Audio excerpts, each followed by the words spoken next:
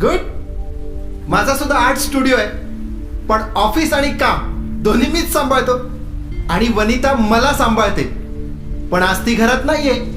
आपण दोघं एकमेकांना सांभाळूया. हे बघ, चंदन काष्टशिल्प कालच पोर्तुगालला पाठवलं. 10 लाख रुपये किंमत आहे याची. का सांग? मला नाही त्यातलं काही कळत.